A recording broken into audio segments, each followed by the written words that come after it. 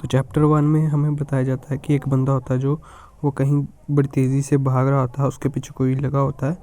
तो वो किसी हाथ में किसी बच्चे को लेके भाग रहा होता है और वो पीछे मुड़ के देखता है तो उसके पीछे कोई होता है और फिर वो बोलता है कि अरे यार नहीं, ये तो बहुत तेज़ है। और जैसे ही पीछे मुड़ के देखता है तो एक बड़ा सा अटैक उसकी तरफ आ रहा होता है और वो अटैक को देख के घबरा जाता है और उसे पता नहीं चल रहा होता कि अब वो क्या करे। फिर वो अचानक से अपनी जेब में हाथ डालता है और वो जेब में से एक ब्लड सोल बैनर निकालता है। तो वो अपने हाथ में ब्लड सोल बैनर लेके उसको अपने हाथ में बड़ा कर लेता है और वो बैनर को उसी अटैक की तरफ करता है और उस अटैक को काउंटर करता है। और जैसे वो अटैक को काउंटर करता है वहाँ पे एक बहुत बड़ा ब्लास्ट होता है जिसकी वजह से पूरे जंगल में उसकी वेव दिखाई देती है और धुआं ही धुआं हो जाता है।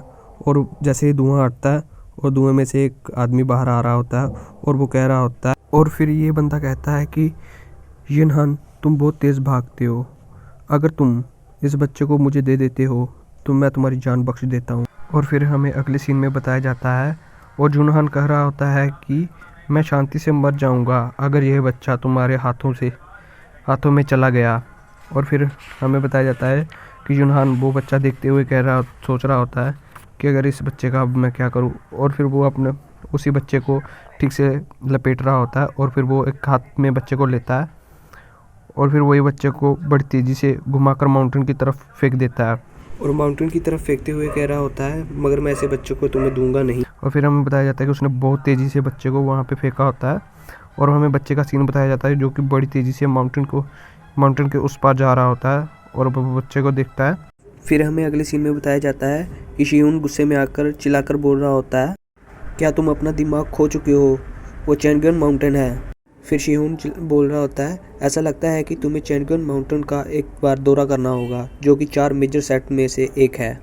फिर हमें बताया जाता है कि शियून अपनी एनर्जी इकट्ठी करते हुए वहाँ से भागने की कोशिश कर रहा होता है और जो कि देखते हुए युनहू अपनी स्वॉर्ड को निकाल रहा होता है और वो अपनी स्वॉर्ड को शिनहू के सामने रख देता है।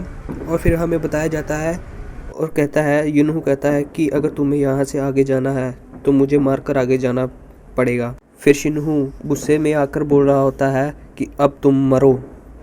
फिर हमें कांगियन माउंटेन का सीन दिखाया जा रहा होता है और हमें कांगियन माउंटेन के पीछे वाला सीन दिखाया जा रहा होता है और जहाँ पे एक लोमड़ी जाने के नीचे बैठी होती है। और फिर हमें आगे बताया जाता है कि वहाँ पे 3 बंदर खेल रहे होते हैं और उनमें वहाँ पे अचानक लोमड़ी आ जाती है और कह रही होती है कि तुम बंदरों यहाँ पे क्या कर रहे हो। और फिर उनमें से एक बंदर ऊपर हाथ करते हुए बोल रहा होता है कि वहाँ ऊपर देखो। और फिर वहाँ पे वो लोमड़ी देखती है तो वहाँ पे एक बच्चा होता है और वो कह रही होती है कि ये बच्चा कौन सी स्पीशीज़ का है। और फिर वो गौर से बच्चे को देखती है और फिर वो घबरा जाती है और फिर वो अचानक कहती है कि ये बच्चा तो ह्यूमन स्पीशीज़ है। और वो घबराते हुए बोल रही होती है और वो कहती है कि मुझे लगता है कि मुझे इस बच्चे को माँ और मंकी किंग को बताना चाहिए। और फिर हमें दिखाया जाता है कि अगले सीन में कि वो वहाँ से वो लोमड़ी उस बच्चे को उठा के ले जा रही होती है। फिर हमें नेक्स्ट सीन में बताया जाता है और वो लोमड़ी चलते हुए आ रही होती है और वो कह रही होती है कि मोम, मंकी किंग, देखिए मुझे क्या मिला है। और फिर हमें बताया जाता है कि उसकी माँ उसकी तरफ देख रही होती है। फिर उनमें से साइड वाला बंदा बोल रहा होता है कि 3 पूंछ वाली लोमड़ी, तुमने अपनी पूरी लाइफ में 300 सालों तक सिर्फ खेती ही की है, इसके बावजूद भी तुम ह्यूमन बॉडी बनाए रख सकती हो, लेकिन तुम अपनी सफ़ेद पूंछ को छुपा नहीं सकती। बस गाइस, पहला चैप्टर बस यहीं तक था। अगर आप चाहते हो कि मैं इसका एक और एपिसोड लाऊं तो कमेंट सेक्शन में बता देना और वीडियो अच्छी लगे तो वीडियो को लाइक कर देना, चैनल को सब्सक्राइब कर देना। फिर मिलते हैं एक और नए एपिसोड में, तब तक के लिए टाटा बाय बाय।